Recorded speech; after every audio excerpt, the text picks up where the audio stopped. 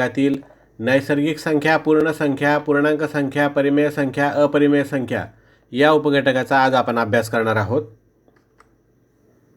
संख्या म्हणजे काय?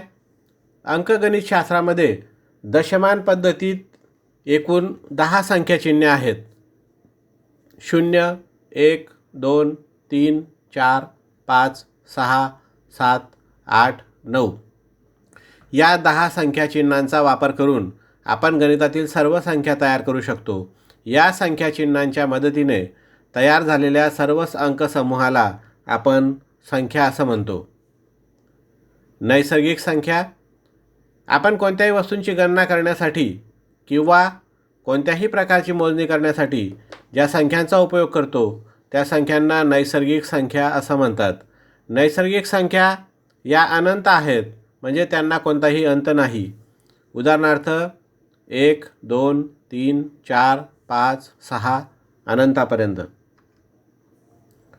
नैसर्गिक संख्यांची वैशिष्ट्य 1 पासून सुरू होणाऱ्या संख्यांना नैसर्गिक संख्या असं म्हणतात.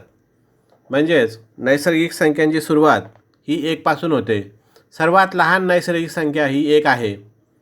सर्वात मोठी नैसर्गिक संख्या कोणती ते सांगता येत नाही, कारण नैसर्गिक संख्या ह्या अनंतापर्यंत असतात. नैसर्गिक संख्येच्या मदतीने कोणत्याही वस्तूंची मोजणी केली जाते, म्हणून नैसर्गिक संख्यांना मोज संख्या असंही म्हटलं जातं. पूर्ण संख्या 0 आणि सर्व नैसर्गिक संख्या यांनी मिळून तयार झालेल्या संख्या समूहाला पूर्ण संख्या असं म्हणतात.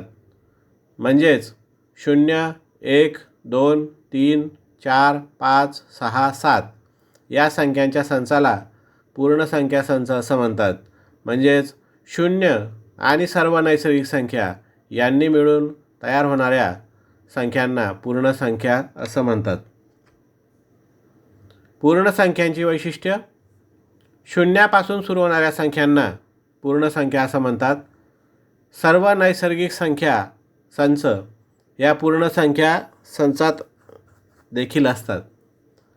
कोणताही दशांश अपूर्णांक किंवा ऋण संख्यांचा पूर्ण संख्या संचात समावेश होत नाही.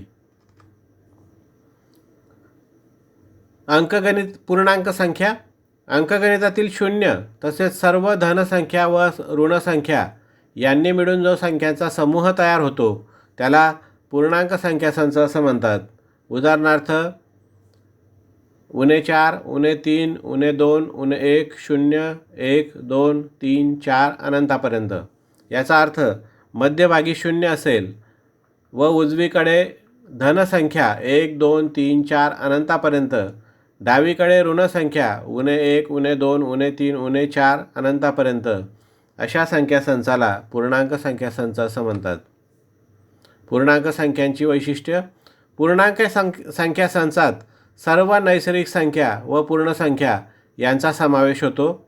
सर्वात लहान किंवा सर्वात मोठी पूर्णांक संख्या सांगता येत नाही. पूर्णांक संख्यांमध्ये ऋण पूर्णांक संख्यांना उणे हे चिन्ह दिलं जातं.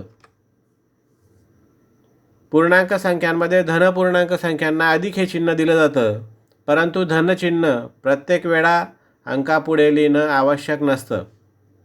0 हा मध्यबिंदू समजला जातो. 0ला कोणतंही चिन्ह नसतं.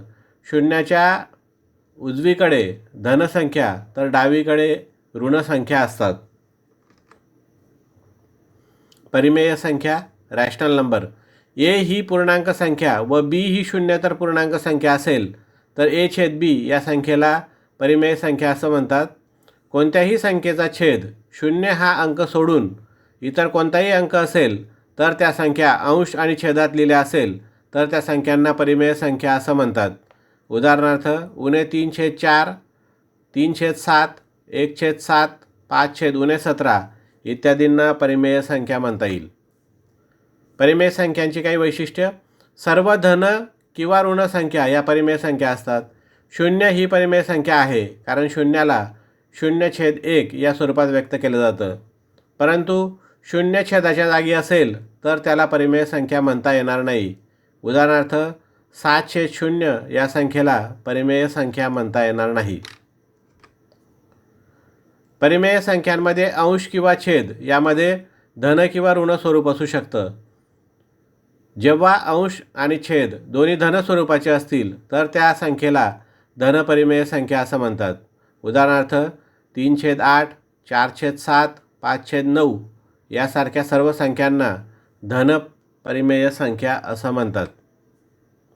सर्वात लहान व सर्वात मोठी परिमेय संख्या सांगता येत नाही, कारण त्या अनंतापर्यंत असतात. संख्या रेषेवरील उजवीकडील कोणतीही परिमेय संख्या ही डावीकडील परिमेय संख्येपेक्षा मोठी असते. ऋणपरिमेय संख्या या संख्या रेषेवरील शून्याच्या डावीकडे असल्याने त्या नेहमी शून्यापेक्षा लहान असतील.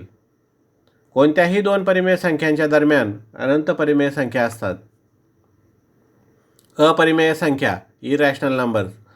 ज्या संख्येचे दशांश रूप अखंड असते परंतु आवर्ती नसते त्या संख्येला अपरिमेय संख्या म्हणतात. ज्या संख्येचे अंश आणि छेद यांचे दशांश अपूर्णांकातील रूपांतर अनंत स्वरूपाचे असते अशा संख्यांना अपरिमेय संख्या असं म्हणतात. उदाहरणार्थ 2√, 6, 10 या संख्यांना अपरिमेय संख्या असं म्हणतात. अपरिमेय संख्यांची काही वैशिष्ट्य.